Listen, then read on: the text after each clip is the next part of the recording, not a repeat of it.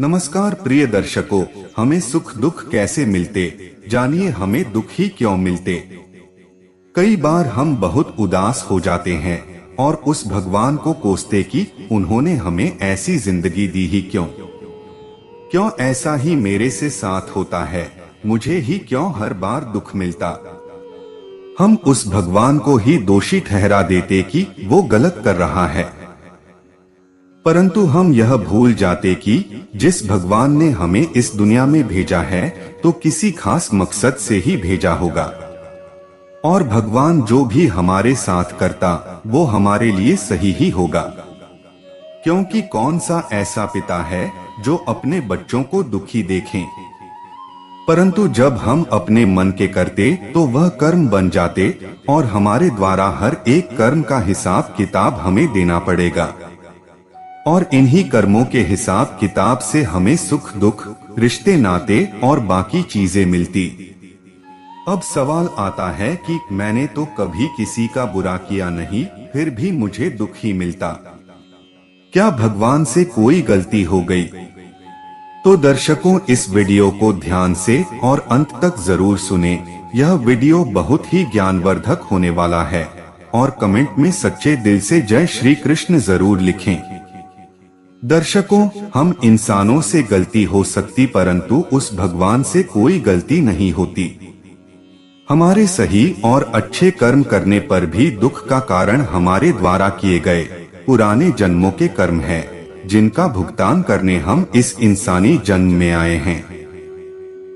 इंसान का जन्म 84 लाख जून के बाद भगवान की दया से मिलता है। यह इंसानी जन्म सीढ़ी का आखिरी डंडा होता है। यदि यहाँ से पैर फिसला तो हमें फिर से 84 लाख जून से गुजरना पड़ेगा। इंसानी जन्म या जून सबसे श्रेष्ठ है।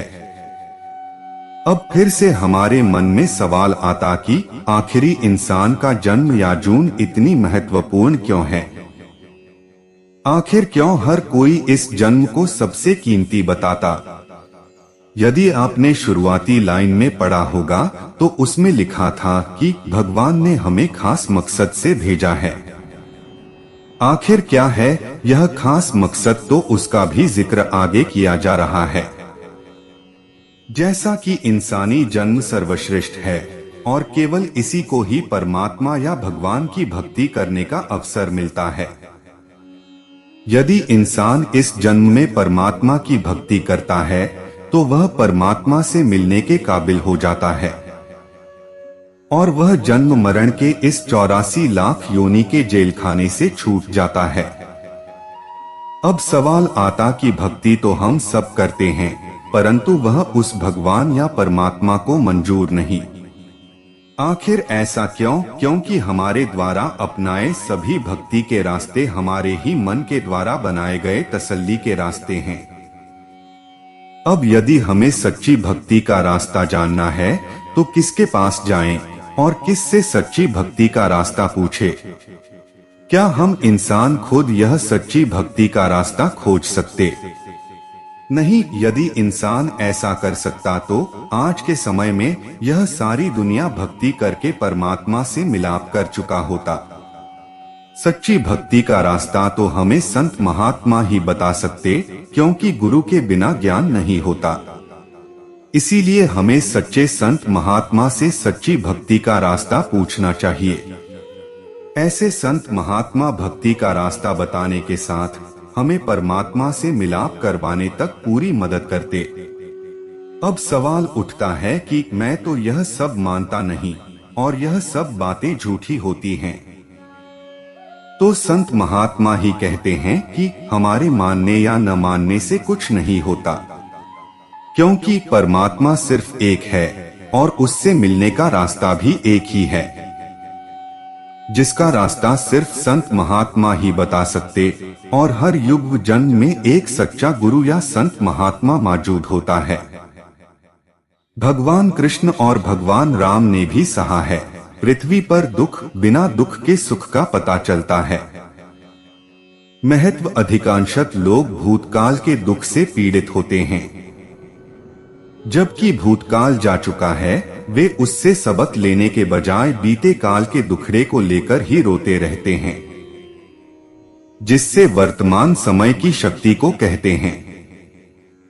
संसार में कोई भी मनुष्य इतना भाग्यवान नहीं है जिसकी किस्मत में हमेशा सुख ही सुख पाना लिखा हो। भगवान की अनोखी व्यवस्था है कि प्रत्येक व्यक्ति को इस संसार में सुख दुख दोनों को ही भोगना पड़ता है। फर्क सिर्फ इतना है कि पूर्व जन्मों के कर्मानुसार एक व्यक्ति के खाते में सुख के पल दुख के क्षणों से कुछ ज्यादा जमा होते हैं। हर व्यक्ति के एक से दिन कभी नहीं होते। आज जो दुखी है वह कल सुखी होगा, जो आज सुखी है वह कल अपने पूर्व जन्म के कर्म द्वारा दुखी भी हो सकता है, क्योंकि सुख और दुख रथ के पहियों की तरह घुमा करते हैं। अत व्यक्ति को चाहे दुख आए या सुख दोनों को सहन करना चाहिए। दुख है तभी सुख के महत्व का पता चलता है। अगर जीवन में सुख ही सुख मिले तो मानव अपनी प्रवृत्ति अनुसार सुख से भी मोह मोड़ ले। संसार दुखों की खान है। जो भी इस नश्वर संसार में जन्म लेता है उसे दुख तो सहना ही पड़ेगा। कहा जाता है कि सांसारिक दुख पृथ्वी लोक पर जन्म लेने का टैक्स है जिसे सबको चुकाना ही पड़ता है। ऋषियों महर्षियों महापुरुषों यहाँ तक कि भगवान के अवतारों को भी पृथ्वी पर जन्म लेने के साथ दुख भी सहना पड़ा। श्री कृष्ण जी का जन्म जेल की काल कोठरी में हुआ। भगवान रामचंद्र जी को 14 वर्षों का वनवास भोगना पड़ा। प्रभु ईसा मसीह को जिंदा सूली पर लटकाया गया। तुलसीदास को बचपन में कष्टों का पड़ाव सहन करना पड़ा। लेकिन यह सब सांसारिक दुख तो कुछ नहीं है। सबसे बड़ा दुख तो जन्म और मरण का है। बड़े बुजुर्गों के अनुसार जन्म और मरण को महादुख माना गया है। पहले तो जन्म ही नहीं होना चाहिए और जन्म हो गया है तो मरण नहीं होना चाहिए। अधिकांशत लोग भूतकाल के दुख से पीड़ित होते हैं, जबकि भूतकाल जा चुका है। वे उससे सबक लेने के बजाय बीते काल के दुखड़े को लेकर ही रोते रहते हैं, जिससे वर्तमान समय की शक्ति को वह क्षीण कर भविष्य बिगाड़ लेते हैं। इसी प्रकार वर्तमान एवं भविष्य दोनों को ही बिगाड़ लेते हैं। ऐसी स्थिति में उसकी दशा क्या बनती है? इसका उदाहरण संत तुलसीदास जी ने रामचरितमानस के अयोध्या कांड में दोहा 180 में जो चित्रण किया है वह सटीक बैठता है। अर्थात एक तो गृहस्थी का बोझ ऊपर से ग्रहों से ग्रसित हो और साथ में वायु रोग हो और उस पर बिच्छू ने काट लिया हो। ऐसी परिस्थिति में किसी की सलाह पर उसे मदिरापान करा दिया जाए तो ऐसी गंभीर परिस्थिति में क्या उपचार हो सकता है? देखा जाए तो सुख और दुख की तात्विक परिभाषा बहुत जटिल है, क्योंकि दोनों सापेक्ष है। प्रत्येक मनुष्य की सुख और दुख की अनुभूति भी सापेक्ष है। एक गरीब मजदूर थक हार कर कंकड़ों पर भी गहरी नींद सो जाता है, नींद का सुख प्राप्त करता है। दूसरी तरफ अमीर सेठ जी को नरम नरम गुदगुदे गद्दे पर खटमल के काटने से चैन की नींद नहीं आती। कुछ लोग इच्छाओं की पूर्ति को ही सुख का दर्जा देते हैं। कुछ के लिए तृष्णा एवं वासनाओं की पूर्ति ही जीवन का सुख है। कुछ लोग इंद्रियों के संयोग से प्राप्त होने वाले सुख को प्रधानता प्रदान करते हैं। साधारण व्यक्ति सांसारिक लौकिक सुख पाकर प्रसन्न होता है, लेकिन एक योगी सांसारिक सुख की अनुभूति को तुच्छ मानता है। भौतिक जगत में दुख तो सभी को भोगना पड़ता है, चाहे कोई सांसारिक व्यक्ति है या कोई संत महापुरुष। भगवान हमें दुख क्यों देता है और भगवान क्यों नहीं सुनते हैं? हम में से सभी के मन में कभी न कभी तो यह प्रश्न आता ही है कि भगवान हमें दुख क्यों देता है? आखिर भगवान क्या चाहता है और मेरी मदद क्यों नहीं करते हैं? भगवान क्यों नहीं सुनते? भगवान तो सब कुछ कर सकते हैं, फिर वो एक चुटकी बजाकर मेरा जीवन क्यों नहीं संवार देते?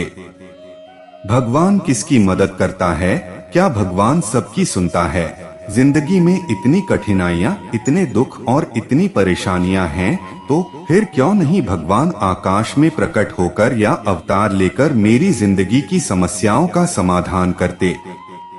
इन सभी प्रश्नों का उत्तर जानेंगे श्रीमद्भागवत गीता के एक श्लोक से, और इस श्लोक को समझने का प्रयास करते हैं। एक कहानी की मदद से एक लड़के का जन्म एक रईस घराने में हुआ। ऐशो आराम की सभी सुविधाएं उसके पास थीं। उसको कुछ भी करने की आवश्यकता थी ही नहीं, और वो यह करता भी था, यानी वो कुछ भी नहीं करता था। वह बहुत आलसी था। उसको बचपन से काम करने की आदत ही नहीं थी। उसके पिता ने उसको बहुत समझाया, पर उसका मन सोने और खाने पीने में ही था। एक दिन उसके पिता की मृत्यु हो गई। उसकी माँ पहले ही स्वर्ग सिधार चुकी थी। उसके भाइयों ने उसे यह कहकर निकाल दिया कि वो कुछ नहीं करता, और उसके भाई सारी उम्र उसे खिला पिला नहीं सकते। वो मन से उदास और पूरी तरह से टूट चुका था। पिता को खोने का दुख अभी समाप्त भी नहीं हुआ था कि उसके घर से उसे उसके भाइयों द्वारा जुदा कर दिया गया। वो निकल पड़ा बिना किसी मंजिल के। रास्ते में चलते चलते उसको बहुत भूख सताई। वो एक आम के बगीचे में पहुंचा। उसने देखा कि आसपास कोई भी मौजूद नहीं है। बगीचे की रखवाली करने वाला माली एक पेड़ के नीचे गहरी निद्रा में सो रहा था। तो उसने आम तोड़कर खाने शुरू कर दिए थी, तो यह चोरी ही, पर आलसी व्यक्ति को इसमें कुछ भी गलत नहीं लगा। अभी उसने 2 आम चखे ही थे कि तभी बगीचे के माली ने उसे देख लिया। माली उसके पीछे डंडा लेकर भागने लगा, और आलसी व्यक्ति ने माली के हाथ में छड़ी देखी और वो भाग निकला जंगल की ओर। जंगल बहुत ही घना था। इतने बड़े जंगल में जंगली और खतरनाक जानवरों का होना स्वाभाविक था, और आलसी व्यक्ति ने सुबह से केवल 2 आम ही खाए थे। वो भूख से तड़प रहा था। उसने देखा कि जंगल में कुत्ता है। उसने देखा कि उस कुत्ते की 2 टांगे हैं। वो कुत्ता धीरे धीरे 2 टांगों पर चल पाता था। आलसी व्यक्ति उस कुत्ते को देखकर समझ नहीं पाया कि यह कुत्ता जंगली जानवरों के बीच जीवित कैसे रह गया, क्योंकि वह तो बेचारा चल भी नहीं पाता था। इस परिस्थिति में इस कुत्ते का जीवित रहना अपने आप में किसी अजूबे से कम नहीं था। आलसी व्यक्ति यह सब सोच ही रहा था कि उसने एक शेर की दहाड़ने की आवाज को सुना, और आलसी व्यक्ति इस दहाड़ को सुनकर घबरा गया। आलसी व्यक्ति ने आगे की ओर नजर डाली और देखा कि एक शेर उस आलसी व्यक्ति की ओर बढ़ा चला आ रहा है। यह देखकर आलसी व्यक्ति के होश उड़ गए। वह घबराकर एक पेड़ के ऊपर चढ़ गया। पेड़ के ऊपर से आलसी व्यक्ति ने देखा कि शेर बढ़ा चला आ रहा है। कुत्ते की ओर शेर के मुंह में एक मांस का टुकड़ा था। शेर के डर से सभी जानवर भागकर कहीं छुप गए, पर वो 2 टांग वाला कुत्ता सक्षम नहीं था भागने को। वो बेचारा तो ठीक से चल भी नहीं पा रहा था। भागना तो बहुत दूर की बात है। आलसी व्यक्ति ने भगवान से प्रार्थना करनी शुरू कर दी, हे भगवानी, मासूम जानवर को बचा लो, शेर इसे खा ना जाए। लेकिन जो अगले पल हुआ वो हैरान करने वाला था। शेर के मुंह में जो मांस का टुकड़ा था उसको वह लंगड़े कुत्ते के पास छोड़कर आगे चल दिया, और आलसी व्यक्ति भगवान के उस चमत्कार को देखकर बहुत प्रसन्न हुआ। आलसी व्यक्ति ने मन ही मन सोचा कि किसी ने उससे कहा था कि भगवान सब कुछ करते हैं, तो उसको तो कुछ भी करने की आवश्यकता ही नहीं। भगवान ने उसको जन्म दिया है तो उसके बारे में कुछ तो सोचा ही होगा। अब उसको लगा उसको बहुत बड़ा ज्ञान प्राप्त हो गया है, और वो जा बैठा पेड़ के नीचे इस प्रतीक्षा में कि भगवान उसके लिए भोजन का इंतजाम करेंगे। कुछ घंटे बीत गए, भगवान ने किसी को नहीं भेजा। आलसी व्यक्ति की नजर बार बार उस व्यक्ति को ढूंढ रही थी। जिसको भगवान ने भेजना था उसको खाना खिलाने के लिए, पर कोई नहीं आया। भगवान ने किसी को भेजा ही नहीं। पूरी रात बीत गई परंतु कोई नहीं आया। अब वो कब तक इंतजार कर सकता था? उसके सब्र का बांध टूट गया। उसने सोचा आखिर भगवान हमें दुख क्यों देता है, और वो लगा जोर जोर के चिल्लाने, भगवान मेरी किस्मत में ही इतना दुख क्यों, इतनी तकलीफ क्यों, क्या बिगाड़ा है मैंने तुम्हारा, आखिर किस बात का बदला ले रहे हो तुम मुझसे। इस आलसी व्यक्ति की बात सुन ली जंगल में साधना कर रहे एक साधु ने। वह साधु जा पहुँचे आलसी व्यक्ति के पास। आलसी व्यक्ति ने अपनी सारी बात उस साधु को सुनाई। पहले तो साधु महाराज ने आलसी व्यक्ति को भोजन कराया। खाना खाने के बाद आलसी व्यक्ति ने भरी आवाज में साधु से पूछा, भगवान ने उस लंगड़े कुत्ते पर भी दया दिखाई परंतु मुझ पर जरा दया नहीं दिखाई। आखिर क्या कारण है? भगवान की इस बेरुखी का भगवान हमें दुख क्यों देता है? साधु ने उत्तर दिया, यह सत्य है, भगवान ने हम सभी के लिए एक योजना तैयार की है और तुम भी उसकी योजना का हिस्सा हो, परंतु तुम भगवान के इशारे को नहीं समझे। भगवान तुम्हें उस लंगड़े कुत्ते की तरह नहीं बनाना चाहता, बल्कि भगवान तो चाहते हैं कि तुम उस शेर की तरह बनो जिसने उस लंगड़े कुत्ते की मदद की, उसको खाना खिलाया। सच यही है कि भगवान भी उसी की मदद करते हैं जो स्वयं की मदद करता है। श्री कृष्ण जी ने भागवत गीता के 3 अध्याय के 8वें श्लोक में कहा है, कर्म न करने से कर्म करना श्रेष्ठ है। यदि तू कर्म नहीं करेगा तो शरीर का निर्वाह भी नहीं होगा। भगवान हमें दुख क्यों देता है? भक्तों, सच यही है कि अर्जुन को भी अपना युद्ध स्वयं लड़ना पड़ा था। हाँ, भगवान अपने भक्तों की मदद जरूर करते हैं। कर्म तो भक्त को ही करना होगा, जैसे अर्जुन ने अपना कर्म स्वयं किया था। क्या मनुष्य को सुख दुख ईश्वर स्वयं देता है? नहीं, ईश्वर आपको कुछ भी नहीं देता है और ना ही लेता है। मित्र, इसे बुद्धि से समझना पड़ेगा, तब ये जटिल प्रश्न का हल आप समझ सकते हैं। पहले ईश्वर को समझो। आपकी इच्छा प्रकट करने से पहले तो आपको ईश्वर याद नहीं था। यदि आपने ईश्वर का विचार किया तो ईश्वर प्रकट हो गया और आपका उसके प्रति प्यार भी उमड़ गया और फिर पाने की इच्छा भी। अब विचार करो, इसको उत्पन्न करने की शुरुआत किसने की?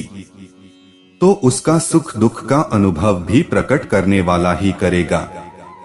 आप ही सब कुछ प्रकट करते हैं और आप ही अनुभव भी, तो फिर ये ईश्वर बीच में कहां से व कौन लाया? इस सत्य भी विचार करो। इसलिए सही रास्ता नहीं मिल रहा। जैसे आप एक आईने के सामने खड़े होकर देख रहे हैं, जो दिख रहा है वह सब परछाई है, जबकि असली शीशे से बाहर खड़ा है। अर्थात वह अपने आप को भूल रहा है कि देखने वाला मैं ही हूं और दृश्य को सत्य मान रहा है। इस प्रकार जीव 5 तत्वों व 3 गुणों को देख व अनुभव कर रहा है और इन्हीं से सब कुछ बना हुआ है, जबकि ये सब आईने के अधरा हो रहा है और जीव आईने से बाहर देख रहा है और जीव आईने की परछाई को सत्य मानकर उसको प्राप्त करने की व्यर्थ कोशिश कर रहा है। यही सुख दुख का कारण है, जो उसे कभी नहीं प्राप्त होगी, केवल क्षणिक झूठा आनंद देगी, क्योंकि ये आनंद देना तत्वों का गुण होता है। जैसे स्वप्नों में भी आप हर मनपसंद चीज से आनंद लेते हैं और उसका प्रभाव आपके शरीर पर पड़ता है, जैसे स्वप्न दोष, पसीना आना आदि, जबकि आपके शरीर ने कुछ नहीं किया, क्योंकि वे सब परछाई है और आपने इनको सत्य मानकर पकड़ा हुआ है, अर्थात प्राप्त करने में लगे हुए हैं। इसलिए इस परछाई रूपी नकली चीजों को आप साथ नहीं ले जा सकते। मनुष्य इतना सत्य भी नहीं समझना चाहता। क्या आप सारा दिन मेहनत करें और दिहाड़ी देते समय कोई आपको नकली पैसा दे और आपको पता चल जाए ये पैसा तो नकली है, क्या आप उसे लेंगे? तो फिर मनुष्य इस सत्य को समझना क्यों नहीं चाहता? क्यों आईने की अधरंग वाली मंत्र तंत्र योग ध्यान शरीर यानी समस्त दृश्य को असली मानकर उनको पाने की व्यर्थ चेष्टा करके सुख दुख प्राप्त करके अपना जीवन बर्बाद कर रहा है, जबकि उसको झूठी तसल्ली के अलावा कुछ नहीं मिलने वाला? ये सब सत्य एक मनुष्य ही जान सकता है, अन्य जीव नहीं। अब आप ही सत्य असत्य पर विचार करो।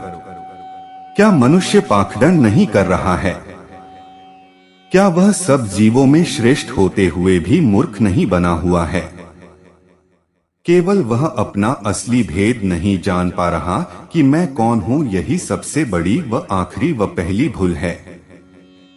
यही दिक्कतें हैं सत्य को समझने में और मनुष्य के अहंकार की। ये काम केवल मनुष्य की बुद्धि व विवेक से पूरा हो सकता है, सत्य को जानने का, और इसके लिए एक पूर्ण शब्द भेदी सतगुरु का साथ होना आवश्यक है। अर्थात वो सतगुरु आपको ढूंढना होगा, वरना आप आईने से बाहर नहीं निकल सकते और अपना असली निज स्वरूप नहीं जान सकते। फिर असली ईश्वर आपके पास होगा। मैंने सत्य है या असत्य आपके सामने रख दिया है, अब विचार करना आपका काम है। कृपया मैंने कोई असत तो नहीं लिखा, ये टिप्पणी अवश्य दे, लेकिन सही तरह समझने और विचार करने के बाद मुझे खुशी होती है कि कोई सत्य को समझ सके तो ऐसे आसान उत्तर देने में। जो अज्ञानता वश कठिन समझ लिए गए हैं, अर्थात स्वार्थ वश जटिल बना रखे हैं। सुख दुख से पार पाना कोई मुश्किल काम नहीं है। मुश्किल है तो सत्य को ना समझना और असत्य को ना त्यागना। व्यक्ति स्वयं अपने सुख दुख का निर्माण करता है और ईश्वर को, ग्रह नक्षत्रों को और अपने भाग्य को दोष देता है। व्यक्तिगत स्वभाव, प्रवृत्ति, आदतों के कारण प्रत्येक व्यक्ति जाने अनजाने में सुख दुख को आकर्षित करता है। ईश्वर सबको एक समान देता है, जैसे सूरज एक समान रोशनी देता है। स्वाति नक्षत्र के दौरान जब वर्षा की बूंदें सीप के मुख में पड़ती है तब सच्चा मोती बनता है। बांस में इसकी बूंदें पड़े तो बंसलोचन बन जाता है, केले में पड़े तो कर्पूर बन जाता है, सांप के मुंह में पड़े तो जहर बन जाता है। देखा जाए तो स्वाति की बूंद तो पवित्र है। व्यक्ति विशेष अथवा वस्तु विशेष की संरचना मोती, जहर आदि का निर्माण करती है। हर आदमी की अपनी एक आदत होती है, जिसके कारण या तो वह सफल होता है या असफल हो जाता है। जैसे मेरी आदत है, मैं अपनी किताबों पर पेन से लिख देता हूँ। मेरे मन में जो विचार आता है उसे मैं किताब के ऊपर काट छांट करके ही लिख देता हूँ और अपना दिमाग लगाकर उसमें फेरबदल करने की कोशिश करता हूँ, या और अच्छा इस वाक्य को कैसे लिखा जा सकता है, यही करता रहता हूँ। जिससे सब लोग परेशान रहते हैं कि किताब एक बार मेरे पढ़ने के बाद दूसरे के पढ़ने लायक ही नहीं होती, आदत जल्दी सुधरती नहीं है। मैं बताना चाह रहा हूँ कि आदत के कारण ही व्यक्ति सुख दुख पाता है, जिसमें ईश्वर का कोई लेना देना नहीं है। अगर ग्रह नक्षत्रों को जानकर हम अपनी आदतों में सुधार कर परिवर्तन कर ले तो अपने जीवन में सुख वृद्धि कर दुख को कम कर सकते हैं। उत्तर का मूल स्रोत है ज्योतिषाचार्य आशुतोष वार्ष्णेय की पुस्तक, जिसे ग्रह नक्षत्र ज्योतिष शोध संस्थान ने प्रकाशित किया है। पुस्तक का नाम है जीवन की सीख, जिस पर मैंने अपनी आदत अनुसार कलम चलाकर गोचा गाछी कर दिया। इस प्रकार हम अपनी प्रवृत्ति के अनुसार चीजों को एडजस्ट करते हैं। पुस्तक में प्रकाशित पंक्तियों को आप पढ़ें, मैं यहाँ पर उसे लिख रहा हूँ। स्वभाव जानो तभी कार्य करो, सफलता मिलेगी, अपयश से बचोगे। हमारे जीवन में बारी बारी से सुख दुख दोनों आते रहते हैं। लोग सुख में भगवान को याद करें तो उन्हें दुख आएगा नहीं। दरअसल हम भगवान की प्रार्थना करते हैं तो हमारे अंदर सकारात्मक ऊर्जा का संचार होता है। मनुष्य का जीवन आशा और निराशा का मिश्रण है। कभी हम यह सोचते हैं कि ऐसा करेंगे तो हमें सफलता मिल सकती है, लेकिन दूसरे ही पल हमें अपनी ही सफलता संदिग्ध लगने लगती है और फिर हम किंतु परंतु के चक्कर में पड़ जाते हैं। यह हम पर निर्भर है कि हम किस दृष्टिकोण को अपनाते हैं।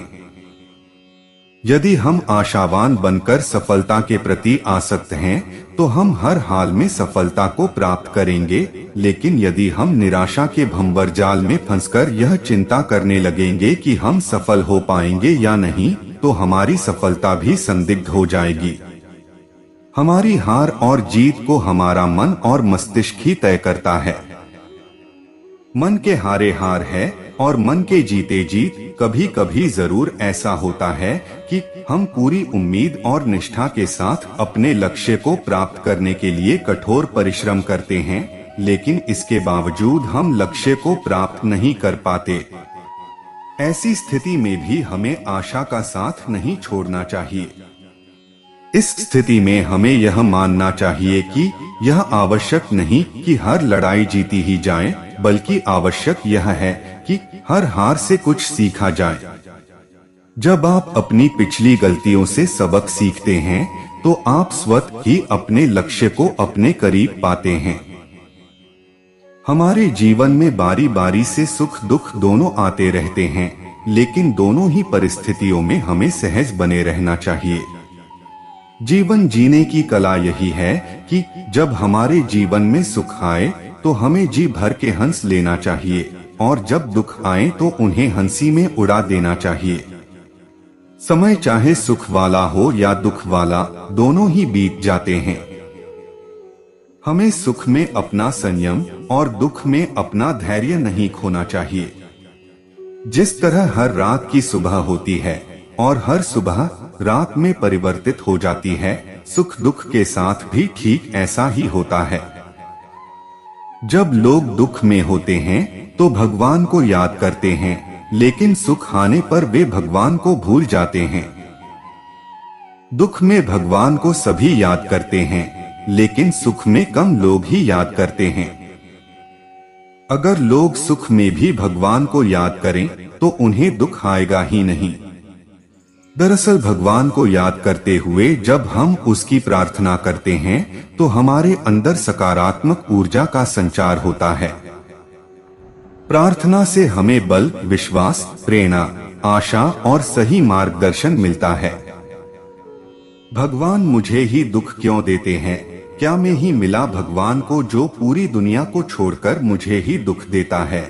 मैंने कौन सा बड़ा पाप कर दिया जो भगवान इतना दुख दे रहा है? हमारे मन में यही प्रश्न बार बार आता है कि भगवान मुझे ही सबसे ज्यादा दुख क्यों दे रहा है।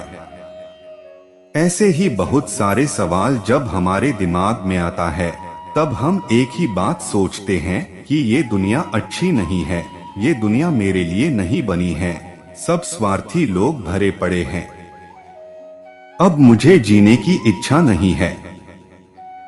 क्या भगवान का यही न्याय है? क्या इसी प्रकार से लोगों का इंसाफ करते हैं भगवान? किसी भी प्रश्न का हल हमें तब तक नहीं मिलता जब तक हम चिंता करते हैं, दुखी होते हैं, दूसरों को कोसते हैं। तब तक हमें किसी भी प्रश्नों का उत्तर नहीं मिल सकता। अगर हमें किसी प्रश्न का उत्तर चाहिए तो सबसे पहले अपने आप को शांत करना होगा। अपने दिमाग से सारी नकारात्मक सोच को बाहर निकलना होगा, तब हमें सारी बातें समझ में आएंगी। रही बात भगवान के दुख देने की, तो इस प्रश्न का उत्तर कितना सरल है। जब हम सबसे ज्यादा खुश हुआ करते थे, जब हमारे जीवन में किसी चीज की कमी नहीं रहती है, हम औरों से ज्यादा सुखी रहते थे, तब क्या आपने किसी और को बुलाकर अपना सुख बांटा? तब क्या हमने किसी और को खुशी और सुख देने का प्रयास किया? नहीं, हमने ऐसा नहीं किया। जब हम सबसे ज्यादा सुखी थे तब हमने किसी के साथ अपनी खुशियाँ नहीं बांटी। उस समय हमने भगवान को भी याद नहीं किया। जब बारी दुख की आई तब हमने भगवान को याद किया, उनसे शिकायत की, जब हमने ही सब कुछ किया है। सुख भी हमने ही भोगा है, सारी खुशियां भी हमने ही भोगा है, तो आपका दुख भोगने कोई दूसरा व्यक्ति कैसे आ सकता है? दुख भी आपको ही भोगना पड़ेगा। न इंसान का स्वभाव ही कुछ ऐसा है कि सुख में किसी को याद नहीं करता और दुख में सबसे ज्यादा भगवान को याद करता है। हम चाहे जितने भी बड़े क्यों न बन जाए, इंसान को अपना वास्तविक स्वभाव नहीं भूल चाहिए जो भगवान ने हर इंसान को दिया है। जब तक हमें दुख का पता नहीं चलेगा तब तक हमें सुख का अनुभव नहीं हो सकता। हम जान ही नहीं सकते सुख कैसा होता है। ईश्वर हर पल रखते हैं अपने भक्त के सुख दुख का ध्यान। मनुष्य का जीवन मुख्य रूप से दो मनोभावों पर आधारित होता है, दुख और सुख। शेष सभी मनोभाव इन्हीं दोनों मूल भावों के अंतर्गत समाहित होते हैं, या कहा जा सकता है कि इन्हीं के विविध रूप होते हैं। मनुष्य के जीवन का सबसे आश्चर्यजनक पहलू यह है कि जब जीवन में सुख आता है तब वह उसे अपने अच्छे कर्मों का फल मानता है। इसके ठीक विपरीत जब जीवन में दुख कष्ट रोग शोक का आगमन होता है तब बड़ी सहजता से वह बोल देता है कि भगवान ना जाने क्यों अप्रसन्न हैं, जाने किस बात का दंड दे रहे हैं। अब यहाँ ध्यान देने की बात यह है कि यदि सुख आपके कर्मों का फल है तो दुख ईश्वर का प्रकोप क्यों? वास्तव में ईश्वर तो कभी अपने भक्त पर कुपित होते ही नहीं हैं। वे तो अपने भक्त को संतान तुल्य मानते हैं। जिस तरह मनुष्य अपनी संतान की रक्षा हर कष्ट से करता है, उसी तरह ईश्वर भी अपने भक्त को दुखों से बचाने के लिए सक्रिय हो जाते हैं। मुख्य बात यह है कि आपके मन में संदेह नहीं आना चाहिए। आपके अंतर्मन में पूरा विश्वास होना चाहिए कि वो हमारे पिता हैं और हमारी भलाई के लिए संलग्न हैं। वो हर कष्ट से हमें बचा लेंगे। इसी परिप्रेक्ष्य में आज एक कथा सुनते हैं। बहुत पुरानी बात है। किसी नगर में एक व्यक्ति रहता था। वह ईश्वर का अनन्य भक्त था। ईश्वर की कृपा उस पर चहुओर से बरसती थी। सब तरह से उसका जीवन सुख से परिपूर्ण था, लेकिन समय का पहिया सदा एक समान नहीं चलता। उस भक्त के जीवन में भी दुख कष्ट का आगमन हुआ। कष्टों में डूबते उतराते उसके मन में ईश्वर के लिए अविश्वास आ गया और वह ईश्वर के प्रति अनर्गल प्रलाप करने लगा। कई दिनों तक लगातार यही क्रम चलता रहा। अंतत एक दिन ईश्वर उसके सपने में आए और बोले कि हे वत्स, तुम दुखी क्यों हो? जीवन में सभी को अपने कर्मों का फल भोगना ही पड़ता है। जब सुख का समय आनंद से व्यतीत किया है तो दुख का पालन भी धैर्य के साथ करो। प्रभु की आराधना में पूरा जीवन लगा दिया। उस व्यक्ति ने कहा कि हे प्रभु, यदि आप मेरे साथ होते तो मुझ पर कष्ट आते ही नहीं। मैंने आपकी आराधना में पूरा जीवन लगा दिया और आज जब मुझ पर कष्टों का पहाड़ टूट पड़ा है तो आपने मेरा साथ ना दिया। ईश्वर ने कहा कि आओ वत्स, मैं तुम्हारी भक्ति के प्रथम दिन से तुम्हारी यात्रा दिखाता हूँ। इसके साथ ही भक्त ने देखा कि उसके सुखी जीवन का अध्याय खुल गया है और वह ईश्वर का हाथ पकड़कर आराम से समुद्र के किनारे टहल रहा है। दोनों के पैरों के निशान रेत पर साथ साथ बनते जा रहे हैं। इसके बाद जीवन के दुखमय अध्याय का आरंभ हुआ और भक्त हैरान रह गया, क्योंकि अब रेत पर केवल 2 पदचिन्ह ही बन रहे थे। देखा प्रभु, आपने मेरा साथ छोड़ दिया।